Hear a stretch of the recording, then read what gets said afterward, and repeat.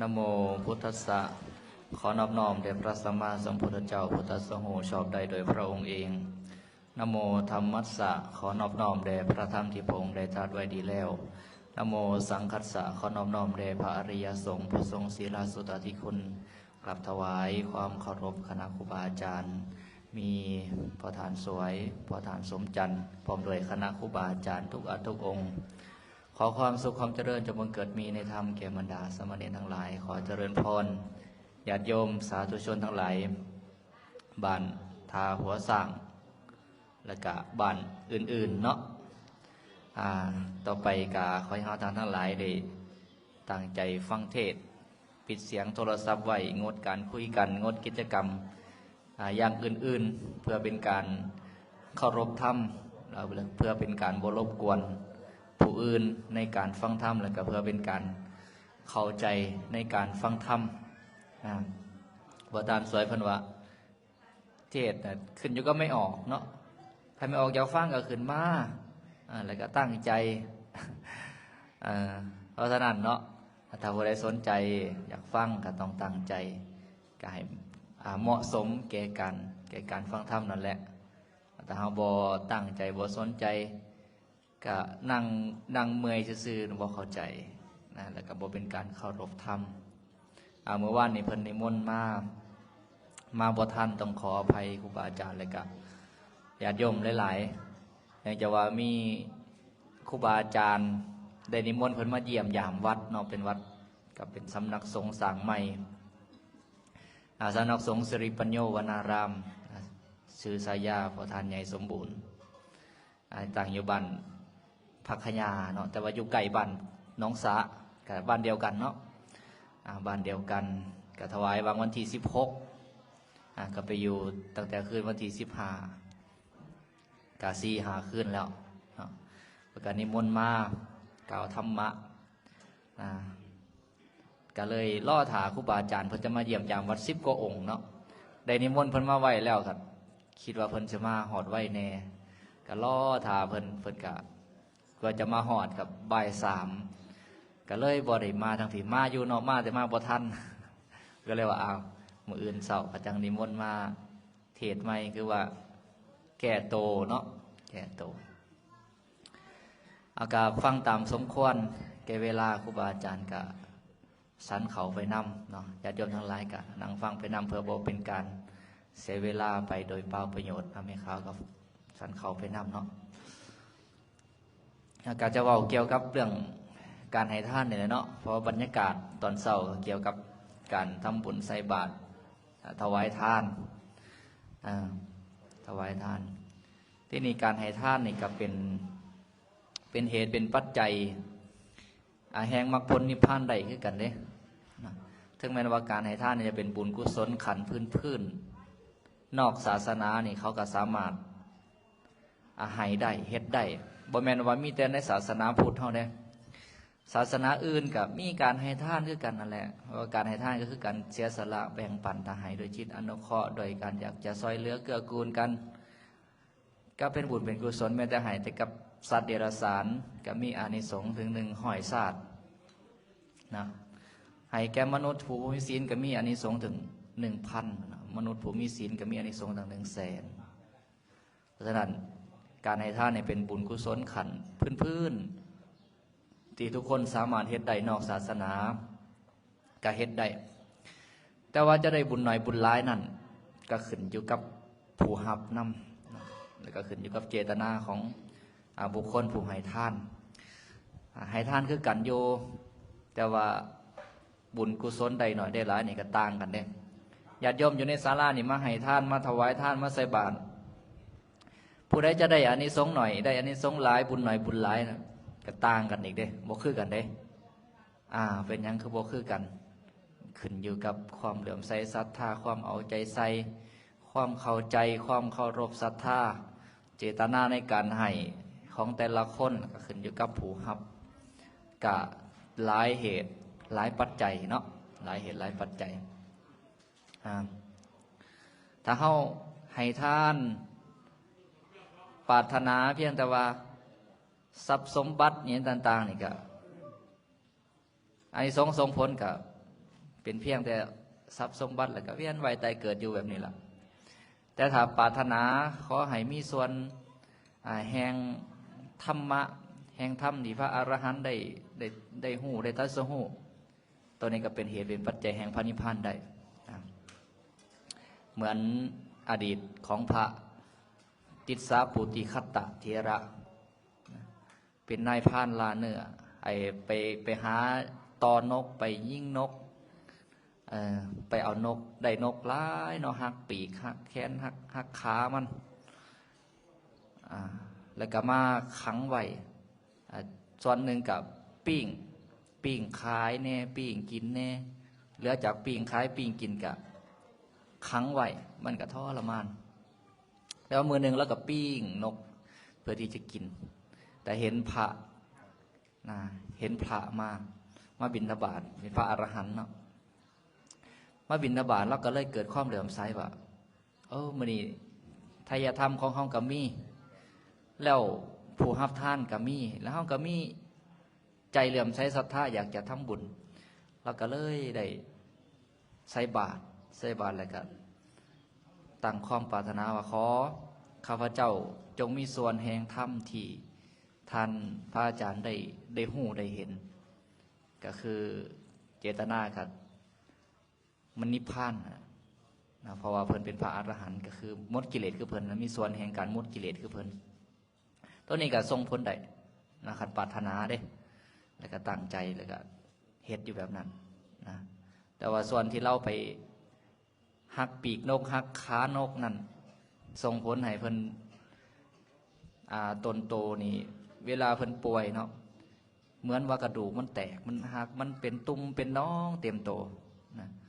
ตัวบาปก็ให้ผลอย่างหนึ่งตัวบุญก็ให้ผลอย่างหนึ่งคนละส่วนกันเด้เวลาญาติโยมเฮ็ดบาปเพิ่นยังก็ตัวนั้นก็ได้รับผลเวลาญาติโยมเฮ็ดบุญก็ได้รับผลก็เลือกเอาว่าจะเอาผลตัวใดหลายกว่าเนาะเฮ็ดบาปหลายก็เวลามันส่งผลก็จะได้รับแต่ความทุกข์หลายถ้าเฮ็ดบุญหลายเวลามันส่งผลก็จะได้รับตั้งแต่ความสุขถ้าเฮ็ดทั้งบาปทั้งบุญมื้อนี้ก็ทุกข์มื้ออื่นก็สุขมันก็ปนกันวันนี้เนาะคนละส่วนกันบ่แม่นว่าเฮ็ดบาปแล้วไม่เฮ็ดบุญแล้วบาปมันจะหายบ่แม่นเนาะอันนั้นเวลาให้ทานก็ตั้งเจตนาให้ถึงพร้อมเนาะถ้าอยากให้เป็นเหตุเป็นปัจจัยแห่งพระนิพพานกับตั้งความปรารถนาเอาถ้าอยากบางคนก็อยากว่าบ่ถึงนิพพานเนาะเอาโชคเอาลาภเอาร่ำมารวยนี่แหละก็ร่ำรวยแต่ก็บ่ทันได้บรรลุธรรมเนาะก็ร่ำรวยก็ตายเกิดมันก็บ่แน่เลยเนาะมีอาจจะมีชาติใดชาติหนึ่งที่ไปตกนรกไปตกต่ำก็ได้คติของปุถุชนบ่แน่นอนเนาะอันนี้ก็เรื่องการให้ทานทุกคนให้ทานทำบุญคือกันนี่ก็บุญกุศลทรงผลนี่ก็ต่างกันที่นี่การให้ทานเราควรจะให้ในสถานที่ใดควรจะให้แก่ผู้ใดให้แบบใดมาศึกษามาฟังน้ำกันเนาะเพื่อความเจริญงอกงามในบุญในกุศลของเฮาทานทั้งหลายพระเจ้าประเสริฐที่โกศลเคยตรัสถามพระสัมมาสัมพุทธเจ้าอยู่ที่วัดพระเชตวันมีปรากฏอยู่ในอิสัทธสูตรนะพระเจ้าประเสริฐที่โกศลถามพระพุทธเจ้าว่าข้าแต่พระองค์ผู้เจริญบุคคลควรให้ทานในสถานที่ใดบุคคลควรให้ทานควรทำบุญให้ทานนี่ในสถานที่ใดพระพุทธเจ้าตรัสตอบว่าบุคคลใดมีจิตเหลื่อมใสศรัทธาในสถานที่ใดในบุคคลใดก็ควรจะให้ทานในสถานที่นั้นในบุคคลนั้นเฮาเหลื่อมใสศรัทธาอยู่วัดใดครูบาอาจารย์องค์ใดก็ควรจะให้ทานในสถานที่นั้นในครูบาอาจารย์องค์นั้นพอคนที่ให้ทานโดยศรัทธาที่เฮาในสถานที่เฮาเหลื่อมใสนี่นะมันจะปลื้มปีติใจเป็นพิเศษมันจะตั้งใจเนาะมันจะแตกต่างกับคนที่เฮาบ่ได้เหลื่อมใสศรัทธาให้กับพ่อให้ซื่อๆทั้งที่มันก็เป็นบุญเป็นกุศลคือกันได้แต่ว่าความรู้สึกน่ะมันต่างกันเพราะฉะนั้นเพิ่นจะบอกว่าควรให้ในสถานที่ที่เหลื่อมใสศรัทธาเฮาเหลื่อมใสศรัทธาวัดนี้เฮาก็ให้ทานในวัดนี้เวลาเฮาได้ให้ในสถานที่ที่เฮาพอใจนะมันก็จะยินดีพอใจอย่างยิ่งเนาะมันก็เกิดความปลื้มปิติเราพระเจ้าประเสริฐที่โกศลกับตรัสถามอีกว่าบุคคลให้ทานในบุคคลใดจึงจะได้อานิสงส์หลายพระพุทธเจ้าตรัสต่อว่าให้ทานในบุคคลผู้มีศีลได้อานิสงส์หลาย ฐานในสถานที่ที่เฮาเหลื่อมใสศรัทธานั้นก็เป็นผู้มีศีลหรือจนถึงว่าเป็นพระอรหันต์อันนี้สงส์กับนับประมาณบ่ได้เนาะนับประมาณบ่ได้ให้ทานในบุคคลผู้มีศีลขนาดให้ท่านแกญาติโยมทั่วไปเนี่ยก็ยังได้อานิสงส์หลายแล้วให้ท่านแกพระภิกษุสงฆ์ของเจ้าผู้มีศีลการนับประมาณบ่ได้วันที่นี่เฮาให้นี่เฮาบ่ได้ให้ว่าเจาะจงบุคคลอีกเด้ให้เป็นสังฆทานอีกเนาะให้เป็นสังฆทานอีกอานิสงส์กะประมาณบ่ได้มันหลายเนาะมันหลายที่นี่การให้ทานนี่เขาจะให้ทานจังใดจึงจะได้รับอานิสงส์ที่มันหอบด้านได้รับบุญที่มันหอบด้านได้หลายส่วนอานิสงส์ของท่านนี่แน่นอนล่ะสิ่งที่จะต้องได้ลักๆเลยก็คือเป็นเหตุเป็นปัจจัยให้ได้โภคทรัพย์สมบัติญาติโยมรู้จักโภคทรัพย์สมบัติบ่ร่ำรวยเงินทองทรัพย์สมบัติอีกต่างๆนะเป็นผลของทาน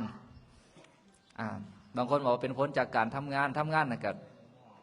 ส่วนหนึ่งในปัจจุบันแต่ว่าเมื่อท่านทรงผลน่ะเฮ็ดอีหยังทำอีหยังกับขึ้นเกินเนาะร่ำรวยได้แต่บางคนถึงจะทำงานตั้งแต่น้อยจนเฒ่ากะอยู่ซ้ำเก่านะบ่ร่ำบ่รวยกะอยู่คือเก่า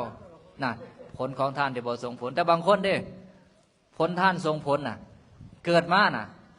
ร่ำรวยเลยมันบอกเกิดมาเป็นลูกเศรษฐีน่ะบ่แม่นว่าอยู่ซื่อๆแล้วต้องเกิดมาเป็นลูกเศรษฐีแต่มันต้องมีเหตุมีปัจจัยผลท่านที่เขาได้ให้ไว้ตั้งแต่ชาติก่อนส่งผลนะโดยที่บ่ต้องเฮ็ดหยังเลยเป็นบ่ล่ะเฮาน่ะเฮ็ดตั้งแต่น้อยฮอดใหญ่จนฮอดเฒ่าก็ยังอยู่ซ้ำนั่นแต่ว่าผู้ที่เขามีบุญมาดีนะได้ให้ทานมาดีนะเกิดมาเป็นลูกเศรษฐีโลดน่ะบ่ต้องเฮ็ดหยังพ่อแม่หาเงินหาคำไว้ให้ใส่ทั้งศาสตร์กับบ่หมดนี่นะนั่นเป็นผลของทานได้อย่าประมาทได้เนาะอย่าประมาทเพราะฉะนั้นบัดที่นี่ผลอื่นๆก็มีเด้การให้ทานนี่สามารถเฮ็ดให้เป็นคนงามได้ผิวพรรณวรรณะงดงามได้เด้เนาะการให้ทานนี่เป็นเหตุเป็นปัจจัยให้มีลูกมีภรรยามีข้าทาสรับใช้ชนที่เป็นบริวารมีความเคารพนับถือเสือถอยฟังความกาได้คือกันการให้ทานในเหตุเป็นปัจจัยให้สมความปรารถนาก็ได้การให้ทานเป็นเหตุเป็นปัจจัยให้จิตใจนอบน้อมยินดีพอใจในการบริโภคกามคุณหาหูเสียงกินรสสัมผัสที่ดีๆยิ่งขึ้นไปก็ได้การให้ทานเป็นเหตุเป็นปัจจัยให้โภคทรัพย์สมบัติที่หามาได้บ่สูญหายบ่เสียหายด้วยพระราชาด้วยชนผู้เป็นใหญ่ด้วยโจรด้วยภัยธรรมชาติด้วยทายาทอันบ่เป็นโดยทายาทที่มาเผาผลาญก็ได้เนาะทรัพย์สมบัติบ่สูญหายไปก็ได้แต่ว่าจะเป็นเช่นนั้นได้นี่มันต้องมีองค์ประกอบต้องมีองค์ประกอบเด้เพิ่นตรัสไว้อยู่ในสัพปุริสทานสูตรว่าเป็นทานของบัณฑิตบัณฑิตคือคนดีคนฉลาดคนดีคนฉลาดหรือว่าบัณฑิตนี่เวลาเขาให้ทานเขาจะเฮ็ดให้มันครบองค์ประกอบอยู่ในพระสูตรนี่เพิ่นตรัสไว้อยู่5ข้อเฮามาฟังเบิ่งว่าเฮาเนี่ยมันจะเข้า5ข้อบ่เนาะบุคคลที่ให้ทานโดยศรัทธา1 2ให้ทานโดยความเคารพ3ให้ทานตามการ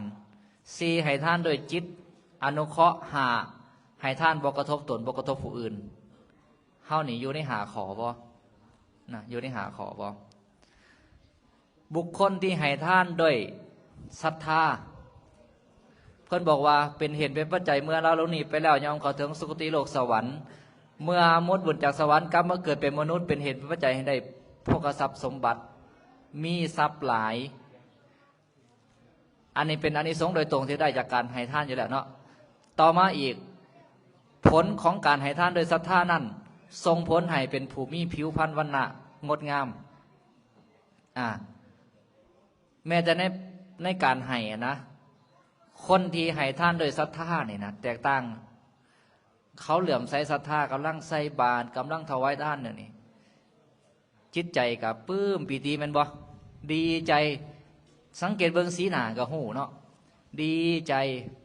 ผิวพรรณวรรณพุทธพองหน้าตาเบิกบานยิ้มแย้มแจ่มใสสดชื่นมีชีวิตชีวาเห็นแล้วก็โอ้อบอุ่นใจเห็นแล้วก็ก่อให้เกิดความปลื้มปีติใจคนที่เฮ็ดบุญนะในปัจจุบันกันยังก็ส่งผลก็สามารถสังเกตได้แล้วคนที่แบบให้เหมือนแบบถูกบังคับจังสินะไปใส่บาตรบ่อยากไปก็คุ้มไปจังสินะใส่ไปก็โอ้ยหนาบูดไปน้ำใส่บาตรไปน้ำเนี่ยมันก็บ่เป็นตะเบิงแน่นอนผิวพรรณวรรณมันก็บ่พุทธพอง เหมือนบ่ทันได้ตื่นนอนแน่นอนแต่ว่าคนที่แบบให้ท่านโดยศรัทธาโอ้มื้อนี้ดีใจมีการมีงานจะได้มาทำบุญใส่บาตรใจมันปลื้มปิติหน้าตามันก็เอิบอิ่มอันนี้เพียงแต่ในปัจจุบันเนี่ยว่าที่นี่อันนี้ทรงผลในเกิดมาให้เป็นคนจบคนงามผิวพรรณวรรณะพุทธพองผ่องใสย้อนให้ท่านโดยศรัทธาเนาะให้ท่านโดยศรัทธาเหตุจังได๋เขาอาจจังสิให้ท่านโดยศรัทธาได้อาหารของศรัทธาเพิ่นบอกว่าฟังธรรมเนาะฟังธรรมได้ขันคนบ่ฟังธรรมนี่ยากได้สิเกิดมีศรัทธาได้ก็ต้องอาศัยการฟังธรรมจังจะมีศรัทธาเหตุจังได๋จังสิได้ฟังธรรมต้องครบสัตบุรุษเนาะครบสัตบุรุษครบนักปราชญ์บัณฑิตเฮาก็จะเป็นเหตุเป็นปัจจัยให้ได้ฟังธรรมครบนักปราชญ์บัณฑิตแล้วก็ต้องทำตนให้เหมาะสมเวลาเพิ่นกล่าวทำให้ฟังก็ฟังโดยความเคารพสนใจในการที่อยากฟังเพิ่นก็จะกล่าวทำให้ฟังเมื่อฟังธรรมอยู่ตลอดเฮาก็จะเกิดศรัทธาเมื่อเฮาฮู้อานิสงส์ของการทำบุญต่างๆอานิสงส์ของการให้ทานเฮาก็จะมีศรัทธาเห็นพระสงฆ์เขาเจ้าก็มีศรัทธาอยากจะให้บุญกุศลอยากจะให้ทานเวลาให้ทานมันก็จะให้ด้วยศรัทธาจริงๆเวลาอานิสงส์ส่งผลมันก็จะได้ทั้งโภคทรัพย์สมบัติแล้วก็จะได้ทั้งเป็นภูมิหูปงามหูพางหน้าตาดีบางคนนี่บ่ให้ด้วยศรัทธาแต่ว่าให้อยู่อันนี้ส่งผลอย่างไรได้โภคทรัพย์สมบัติก็จริงแต่ว่ากะบ่ได้ตรงที่ว่าเกิดมาเป็นคนมีหูงามหน้าตาดีจะแตกต่างกันเห็นบ่เผลอๆบ่ได้ให้ด้วยศรัทธาอันนี้ส่งผลกันน้อยเดียวเพราะว่าเจ้าบ่ได้เหลื่อมใสศรัทธาเด้อันนี้ส่งผลกับให้น้อยเดียวนะต่อมาบุคคลที่ให้ท่านโดยความเคารพให้ท่านแบบใดให้ในท่านโดยความเคารพยกใส่หัวให้ยกเนาะเวลาน้อมน้ำบาตรมาถวายกะน้อมเข้าไปถวายยกพระเข้าไปถวายกะน้อมเข้าไปถวายบ่แม่นว่าใส่บาตรกะถิ่มเป๊ะโยนใส่พระนั่งอยู่ยกพระเข้าไปถวายกะยืนอยู่ยืนให้เหมือนกับว่าอันเจ้านายเอาให้ลูกน้องนะแบบนั้นเอิ้นว่าอาการบ่เคารพอานิสงส์กับบ่ได้ตัวนี้เนาะอานิสงส์ได้แต่เพียงแต่โภคทรัพย์สมบัติกันน้อยเดียวแล้วมีลูกมีหลานกับบ่เคารพบ่เชื่อถอยฟังความเด้ที่นี่ผู้ใดให้โดยความเคารพเนาะใส่บาตรก็ให้โดยความเคารพยกอาหารไปประเคนพระสงฆ์องค์ข้าเจ้าเคนสามเณรก็ให้บางคนนี่เคารพแต่พระสงฆ์บ่เคารพสามเณรสามเณรนางโยเจ้าของยกไปให้ยืนให้เอ้าสามเณรบางคนนี่โยนให้สามเณรเป็นผู้มีศีลใดอย่าประมาทได้พระพุทธเจ้าบอกว่าสิ่งที่บ่ควรประมาทเนาะไฟกับบ่ควรประมาทว่าหน่อยพระราชากับบ่ควรประมาทว่าอายุยังน้อยงูกับบ่ควรประมาทว่ายังน้อยกัดคนตายได้สมณะกับบ่ควรประมาทว่าอายุยังน้อยสามเณรน้อยอาจจะมีคุณธรรมสูงก็ได้เนาะประเทศนี้คันเฮาให้โดยความเคารพบัดนี้อานิสงส์ส่งผลให้ไปเกิดในสวรรค์ได้โภคทรัพย์สมบัติหลังจากนั้นมีลูกมีหลานมีขาทาสบริวารมีภรรยามีคนรับใช้เขาเหล่านั้นก็จะมีความเคารพเวลาบอกกล่าวอันใดก็ยินดีที่จะฟังและก็จะตั้งใจฟังผู้ใดมีลูกมีหลานอยากให้เคารพก็เวลาให้ทานก็ตั้งใจให้เนาะอยากให้ลูกหลานเคารพนับถือบางคนนี่ว้าวจนปากเปียกกับบ่เชื่อฟังต่อมาให้ทานด้วย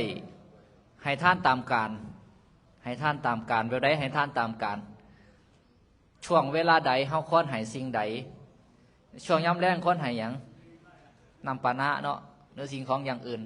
บ่แม่นว่ายกพระเขาไปให้ยามแลงเนาะหรือว่ายามสิเข้าพรรษาควรให้หยังควรถวายหยังเขานิยมถวายผ้านุ่งอาบน้ำฝนนิยมถวาย เทียนนิยมถวายหลอดไฟแม่นบ่ออกพรรษานิยมถวายหยังงานกฐินแม่นบ่ลักษณะเป็นนี่เอิ้นว่าให้ท่านตามกาลให้ท่านตามกาลนี่จะเป็นเหตุเป็นปัจจัยให้สมความปรารถนาจะบอกว่าเนาะว่าเรื่องใดโภคทรัพย์สมบัติอันนั้นได้อยู่แล้วเป็นผลที่ใดโดยตรงอยู่แล้วไปเกิดทั้งสวรรค์ใดโภคทรัพย์สมบัติร่ำรวยน่ะเป็นผลที่ใดโดยตรงอยู่แล้ววันที่นี่โตผลของการให้ท่านตามกาลนี่จะเป็นเหตุเป็นปัจจัยให้ได้สมความปรารถนาเวลาต้องการอยากได้จะได้ยังก็จะได้สมความปรารถนาช่วงยังน้อยอายุซ้ำนี่ต้องการอยากได้สิ่งนี้ก็ได้ใหญ่ขึ้นมาต้องการอยากได้สิ่งนี้ก็ได้อยากได้โทรศัพท์ก็ได้อยากได้เครื่องเล่นก็ได้อยากได้รถก็ได้อยากได้เฮือนก็ได้ใช่นะสมความปรารถนาอยากได้ยังก็ได้สมความปรารถนาในการนั้นๆการเวลาใดอยากได้สิ่งใดก็ได้ตามนั้นเนาะต่อมาประการที่สี่ให้ทานโดยจิตอนุเคราะห์แบบใดเห็นว่าพระสงฆ์องค์ข้าเจ้าบ่มีธุรกิจการงานบ่ได้ประกอบบ่ได้เฮ็ดหน้าบ่ได้ค้าขายความเป็นอยู่ด้วยอาศัยบิณฑบาตเลี้ยงชีพอาศัยศรัทธาญาติโยมถวายเห็นแล้วก็อยากจะอนุเคราะห์อยากจะทำบุญอยากจะอนุเคราะห์เพิ่นให้เพิ่นได้มีชีวิตเป็นไปได้เพื่อการประพฤติปฏิบัติธรรมศึกษาธรรมเผยแผ่ธรรมะแบบนี้ก็อยากจะอนุเคราะห์เพิ่นเนาะหรือว่าเห็นคนทุกคนยากคือกันเนาะเห็นเขาแล้วก็สงสารอยากจะอนุเคราะห์เขาอยากจะช่วยเขาอันใดพอที่จะช่วยได้แบบนี้ว่ามีจิตอนุเคราะห์ให้ท่านโดยจิตอนุเคราะห์อานิสงส์ทรงผลไปไหนใจจะยินดีนอบน้อมไปในการบริโภคกามคุณหาจะยินดีในการเห็นหูปงามๆเสียงมวลรสชาติแซ่บกินหอมสัมผัสอ่อนนุ่มใจจะยินดีในการบริโภคกามคุณหาดียิ่งขึ้นไปแต่คนที่บ่ให้ทานแบบนี้เนี่ยใจบ่ยินดีได้บางคนมีได้เศรษฐีขี่ทีนะใส่เสื้อผ้ากับเก่าๆใจมันบ่ได้ยินดีในการบริโภคกามคุณหาที่ดียิ่งขึ้นไปได้เห็นหูปที่บ่งามเป็นที่บ่พอใจได้ยินแต่เสียงที่บ่ม่วนเห็นบ่ได้บริโภคกรรมคุณที่ละเอียดปานนี้ดีๆยิ่งขึ้นไปเพราะให้ท่านด้วยใจบ่อนุเคราะห์แต่ถ้าผู้ใดให้ท่านด้วยจิตอนุเคราะห์นี่จะได้ใจจะยินดีในการบริโภคกรรมคุณหาที่ดีๆยิ่งขึ้นไปต่อมาประการสุดท้ายให้ท่านบ่กระทบตนบ่กระทบผู้อื่นแนวใดบ่กระทบตนบ่กระทบผู้อื่นบ่ดูหมิ่นท่านของผู้อื่น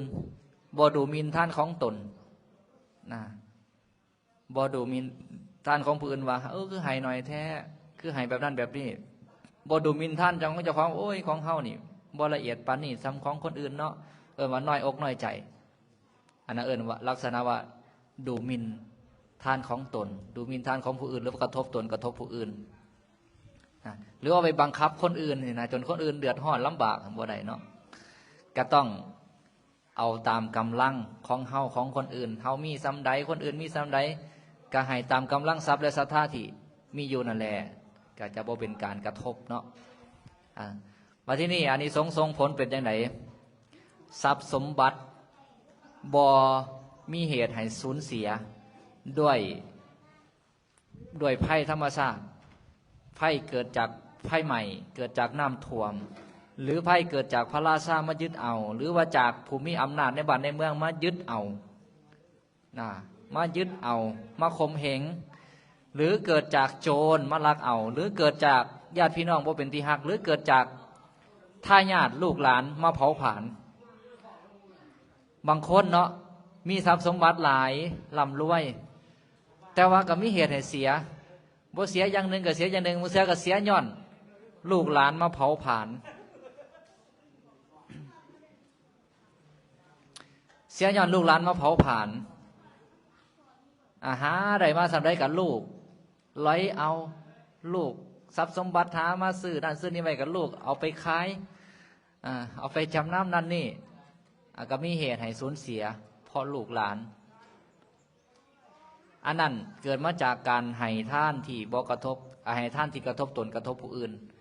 แล้วก็เหตุปัจจัยหนึ่งเกิดมาจากเคยเป็นรักของเขาเคยไปโคดไปฉอกโกงเขาเฮ็ดผิดศีลข้อสองนั่นแหละคันผู้ใดรักษาศีลข้อสองได้ดีบ่ไปลักบ่ไปโคดไปโกงเขาแล้วก็ให้ท่านบ่กระทบตนบ่กระทบผู้อื่นทรัพย์สมบัติหามาได้ส่ำใดก็ยังอยู่คือเก่ายังอยู่คือเก่าเด้บ่ได้สูญหายไปไสเนาะบ่ได้สูญหายไปไสเพราะฉะนั้นถ้าผู้ใดอยากจะให้บุญทรงผลครบองค์ประกอบทั้งหานี่ก็พยายามเวลาให้ทานให้มันครบบ่แม่นว่าให้เพียงแต่ซักว่าให้ต้องตั้งใจอย่างเต็มที่ให้โดยศรัทธาให้โดยความเคารพให้ท่านตามการให้ท่านโดยจิตอนุเคราะห์ให้ท่านบ่กระทบตนบ่กระทบผู้อื่นบางพระสูตรเพิ่นก็จะตัดอีกแบบนึงเนาะให้ท่านโดยความเคารพให้ท่านโดยความนอบน้อมให้ท่านโดยมือของตนเองให้บ่เหมือนต้องการจะถิ่มเสื้อกรรมและผลของกรรมแล้วให้ท่านบางพระสูตรเพิ่นก็จะตัดไว้แบบนี้ก็จะมีให้ท่านโดยมือของตนเองญาติโยมทั้งหลายบางคนนี่อาจจะบ่ครบตัวนี้เวลายกอาหารไปประเคนพระส่วนหลายก็จะมีตั้งแต่ผู้ชายหรือมีแต่ศิริวัตรญาติโยมผู้หญิงนี่กับประเคนอาหารได้เนาะแต่ว่าถ้าหากว่าอยู่ครูบาอาจารย์หลายญาติโยมเข้าไปบ่ได้อันนี้ก็เป็นเหตุสุดวิสัยแต่ถ้าสามารถเข้าไปได้บ่สามารถเข้าไปได้เลยกับเหมาะสมนะเข้ากับควรจะยกไปถวายโดยมือของเขาเองก็จะครบองค์ประกอบเด้ให้ท่านโดยมือของตนเองเนาะก็พยายามเฮ็ดให้มันครบองค์ประกอบเวลาได้ผลก็จะเป็นที่พอใจเนาะเอากะครูบาอาจารย์กับสันเขาแล้วก็ถือว่าเพิ่นให้พรแล้วล่ะเพิ่นองค์ใดสันแล้วเพิ่นก็ลงไปเนาะมันก็ลงไปองค์ใดที่บ่ทันแล้วก็อยู่ส่วนญาติโยมก็ฟังไปเรื่อยๆก็จะบ่กล่าวนานดอกก็จะเว้าพยายามเว้าย่อๆเอาจับเอาแต่เนื้อหาใจความเนาะที่นี่การให้ทานนี่ก็บุญกุศลก็ยุดอยู่เพียงแต่ให้ทานน่ะเด้แต่ยังมีสิ่งที่ร้ายกว่าการให้ทานอีกเด้เนาะสิ่งที่ร้ายกว่าการให้ทานเพราะว่าเฮาถวายสังฆทานนี่นะให้ทานแก่หมู่สงฆ์นี่นะอานิสงส์ที่ได้ร้ายกว่าหันก็ยังมีเด้อานิสงส์ที่ร้ายกว่าหันก็คือการถวายวิหารทานวิหารทานคืออย่างถวายที่อยู่ที่อาศัยนี่ถวายที่ดินวัดถวายกุฏิถวายศาลาหรือแม้แต่เตียงตั้งนี่ก็เป็นเสนาสนะทานได้เป็นวิหารทานได้เนาะอานิสงส์ได้หลายกว่าวิหารทานคืออย่างบุคคลมีใจเหลื่อมใสแล้วถือพระพุทธพระธรรมพระสงฆ์เป็นที่พึงเป็นสารณะโอ้ลมก็แห้งเนาะเป็นที่พึงเป็นสารณะอานิสงส์ก็ได้หลายเลยเขาจะบ่เอาอย่างอื่นเป็นที่พึงสาธุขนาดสาธุปาไว้ทางลุมก็ได้เขาจะบ่เอาอย่างอื่นเป็นที่พึงเลยนะบ่เอาสิ่งศักดิ์สิทธิ์บ่เอาอีหยังต่างๆที่มันนอกเหนือจากพระพุทธพระธรรมพระสงฆ์เป็นที่พึงนะบางคนเอาอย่างเอาท้าวเวสสุวรรณเอาพญานาคเอาจอมปลวกเอาต้นไม้ใหญ่เอาสิ่งศักดิ์สิทธิ์ต่างๆแต่ว่าขันผู้ใดมีใจนักแน่นเนาะเหลื่อมใสจริงๆเอาพระพุทธพระธรรมพระสงฆ์เป็นที่พึงอานิสงส์ได้หลายก็ให้ท่านได้เพราะว่ายังเข้าจะตั้งมั่นในศีลในธรรมตั้งใจประพฤติปฏิบัติธรรมตามคันลองของธรรมแต่อานิสงส์ได้หลายก็หนีคือตั้งใจรักษาศีลห้านี่อานิสงส์ได้หลายก็ให้ท่านในขณะเหตุใดนะงดเว้นจากการฆ่าสัตว์บ่ลักทรัพย์บ่ประพฤติผิดในกรรมบ่เว้าโต๊ะบ่ดื่มสุราบัดที่นี่ข้าน้อยเป็นคนมักกินเหล้ารักษาศีลบ่ได้ดอกเมื่อวานนี่กินเหล้าเป็นผู้ผิดศีลไปแต่มื้อนี้ตั้งใจรักษาบ่กินเหล้าหรือว่าญาติโยมกินซุมื้อบ่ได้กินซุมื้อเนาะมื้อใดที่เฮาบ่กินแหละโอ้มื้อนี้เฮาจะตั้งใจรักษาศีลนี่บ่จำเป็นว่าจะต้องมาธรรมทานกับพระอยู่วัดก็ได้ขอแต่เฮาฮู้ว่าอ๋อศีลข้อ1คือหยังข้อ2ข้อ3ข้อ4ข้อ5คือหยังแล้วเฮาโอ้มื้อนี้เฮาจะตั้งใจรักษาศีลเฮาจะบ่ฆ่าสัตว์เฮาจะบ่ลักทรัพย์เฮาจะบ่ประพฤติผิดในกามบ่ล่วงเกินลูกเมียของคนอื่นหรือว่าลูกของคนอื่นที่พ่อแม่เขาบ่ได้รับอนุญาตจะบ่ตัว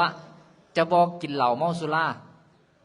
แบบนี้แหละเฮ็ดได้มือนั่นถือว่ามือนั่นน่ะเป็นผู้มีศีลไหนไอ้ส่วนมืออื่นน่ะมันเป็นเรื่องอดีตแล้วก่อนนอนคือกันขันนอนถิ่มซื่อๆก็เป็นผู้มีศีลได้แต่โอ้นอนมื้อนี้เขาจะตั้งใจรักษาศีลนอนแล้วก็นอนหลับไปก็ถือว่าเป็นผู้มีศีลได้แต่ขันนอนซื่อๆแบบบ่ได้ว่าตั้งใจหยังเลยก็ถึงเขาจะบ่ได้ไปล่วงเกินไปเฮ็ดหยังก็จริงแต่เขาบ่ได้มีเจตนาในการที่จะรักษาก็ซื่อว่าบ่มีศีลแต่เขาก็บ่ได้ซื่อว่าไปทำบาปอย่างอื่นดอกแต่ว่าก็บ่ได้ซื่อว่าเป็นผู้มีศีลแต่ถ้าเขานอนโอ้มื้อนี้เขาจะตั้งใจรักษาศีลเนาะก่อนนอนนี่แล้วก็นอนไปก็ถือว่าเป็นผู้มีศีลเพราะฉะนั้นทุกคนรักษาได้เนาะก็ตั้งใจเอาก็อานิสงส์ได้หลายกว่าการให้ทานเองอานิสงส์ของการรักษาศีลคือหยังการเจริญเมตตาเจริญแบบใดเหตุความฮักความปรารถนาดีให้เกิดขึ้นมีในจิตในใจเจ้าของแล้วก็มองคนอื่นโดยความฮักความเมตตาปรารถนาอยากให้เขาได้รับความสุขเห็นผู้ใดก็โอ้อยากให้เขามีความสุขสินะขันแนมทุกคนเป็นแบบนี้จะบ่มีศัตรูเลยจะบ่มีคนที่สั่งเลยจิตใจก็จะเยือกเย็นเนาะคนสั่งนี่ก็จิตใจมันห่อนห้นได้เนาะสั่งคนอื่นนะขันผู้ใดบ่สร้างเลยมีแต่ความฮักความปรารถนาดีต่อคนอื่นนะจิตใจมันเยือกเย็นมันสงบนะจิตใจเป็นบุญเป็นกุศลอันนี้สงส์ได้หลายก็รักษาศีลอีกนะอันนี้สงส์หลายกว่านี้การเจริญอนิจจสัญญาเจริญแบบใดอนิจจสัญญาใส่ใจว่าสิ่งของทั้งหลายทั้งปวงนี่บ่เที่ยงมันบ่ได้คงอยู่ในสภาพเดิมมันมีการเปลี่ยนแปลงไปตลอดเวลาทุกสิ่งทุกอย่างในโลกนี่นะมันมีการเปลี่ยนแปลงไปตลอดเวลาชีวิตคนก็คือกันสิ่งของทุกสิ่งทุกอย่างคือกันมันบ่ได้อยู่ในสภาพเดิม